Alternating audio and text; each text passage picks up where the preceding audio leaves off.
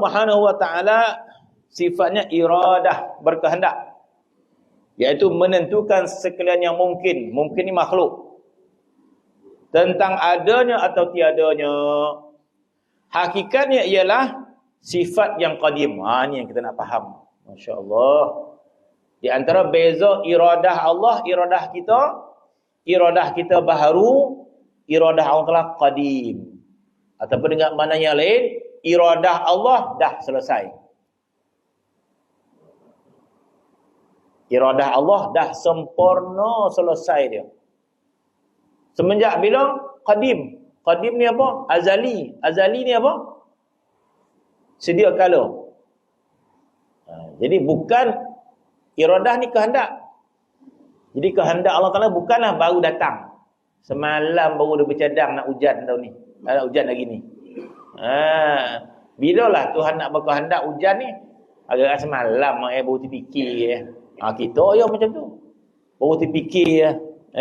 Terfikir nak pergi Suamban. Bilalah terfikir? Tadi. Sejam tadi, subuh ni tak terfikir pun. Kehendak datang, baru datang. Kehendak kita baru. Kehendak kita potong gang, kita tak tahu lagi. Sekarang ni tak ada apa lah. Nak berjalan tak? Dah malih lah. Dah sekarang, nak pergi Suamban tak dah. Tadi tak hendak. Tadi baru berkehendak. Kehendak makhluk baru. Kehendak Allah qadim. Inilah yang dipahami oleh para awliya ila salihin tentang sifat iradah Allah Ta'ala yang qadim. Dibimbangi oleh para awliya tentang iradah Allah yang qadim. Sebab kehendak Allah Ta'ala itu putus. Bahkan lebih daripada itu, Allah Subhanahu Wa Ta'ala berkehendak. Kehendak Allah Subhanahu Wa Ta'ala ada yang berbentuk syariat, ada bentuk hakikat. Kehendak Allah ada bentuk syariat, ada yang hakikat. Apa maksud kehendak Allah syariat atau hakikat? Kehendak Allah berbentuk syariat bermaksud Allah Ta'ala mengkehendaki kita beriman. Allah Ta'ala hendak kita sembahyang, solat. Allah Ta'ala nak kita taat. Itu kehendak Allah berbentuk syariat. Kehendak Allah berbentuk hakikat, apa yang berlaku. Ada orang tak beriman, ada orang yang tak salat, ada ahli taat, ada ahli fasik. Maka semua itu tidak terlepas daripada kehendak Allah Ta'ala yang hakiki. Jadi bila kita melihat sesuatu yang berlaku, kita tak boleh memberi alasan kepada hakikat itu. Apa maksudnya? Tinggi bola ke bahasa Ustaz? Contoh, orang mencuri. Contoh, orang tak sembahyang. Kita kata, tak sembahyang. Dah takdir Tuhan. Memang takdir Tuhan. Jadi kita tak boleh mana hakikat. Kita kena pandang syariat.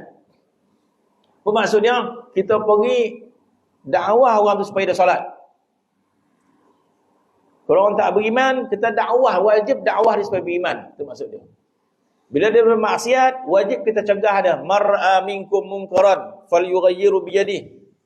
Fa in lam yastati' fa bi lisanihi, fa in lam yastati' fa bi qalbi. Bila kamu lihat kemungkaran, cegah dengan tangan.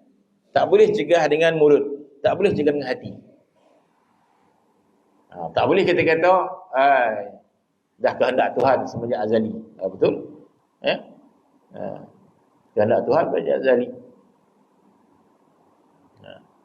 Dan inilah yang ditakuti oleh para awliya al-salihin, kehendak Allah Ta'ala yang azali, yang berbentuk tidak baik pada kita lah.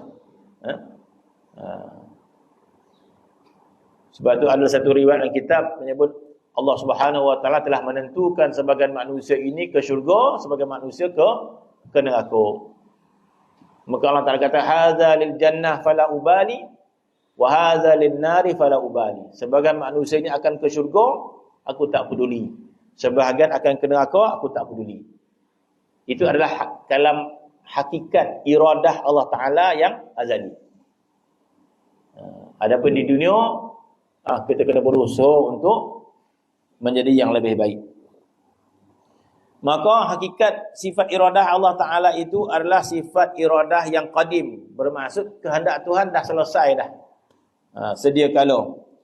Lagi azali. Sabit berdiri pada zat. Mana ada pada diri Allah Ta'ala itu, sifat itu. Ada pada zat Tuhan.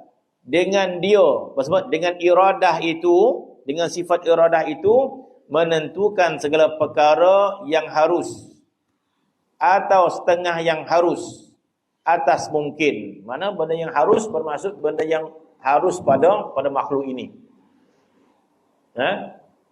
Macam kita ni harus saja hidup, harus saja mati. Kita ni harus saja wujud, harus saja tidak wujud, bukan wajib. Jadi semua kita tertakluk pada kehendak Allah Subhanahu Wa Taala. Jadi kita hidup ni di atas kehendak dia. Kalau kita mati pun di atas kehendak dia. Kita sihat pun di atas kehendak dia. Kita sakit pun di atas kehendak dia. Kita kaya di atas kehendak dia. Kita miskin di atas kehendak dia. Pada hakikat dia. Ataupun istilah yang lain disebut perbuatan yang Tuhan lakukan kepada kita. Jadi kehendak Tuhan bersertai dengan perbuatan. Maka Allah Subhanahu Wa Taala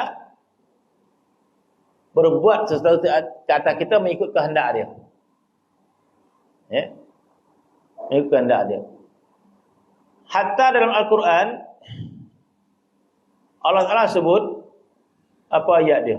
Allah Ta'ala mengatakan wa ma tasha'una illa apa Ustaz? Jadi wa ma tasha'una illa Allah Ta'ala kata wa ma tasha'una illa ay yasha Allah. Allah Ta'ala kata wa ma tasha'una, tidaklah kamu semua berkehendak nak pergi pasar, nak berjalan, nak apa. Wa ma tasha'una, kan kita berkehendak nak datang pondok, nak mengaji. Ada orang tak nak datang, ada orang nak datang. Kan kita ada kehendak. Ada orang nak balik lah dia. Ada kelas nak balik pula dia. Berkehendak juga tu. Tapi apa kata orang kata? Mana yang datang nak mengaji, kehendak yang baiklah. Mana yang tak nak datang mengaji, nak balik pula dia, kehendak tak baiklah. Contoh dia. Jadi ada kehendak yang baik, ada kehendak tak baik. Tapi apa orang sebut? Wa ma tasha'una. Tidaklah kamu semua berkehendak. Kehendak ada yang baik, illa an yasha Allah. Kecuali itu adalah kehendak Allah SWT. Pada hakiki dia, kehendak Allah SWT.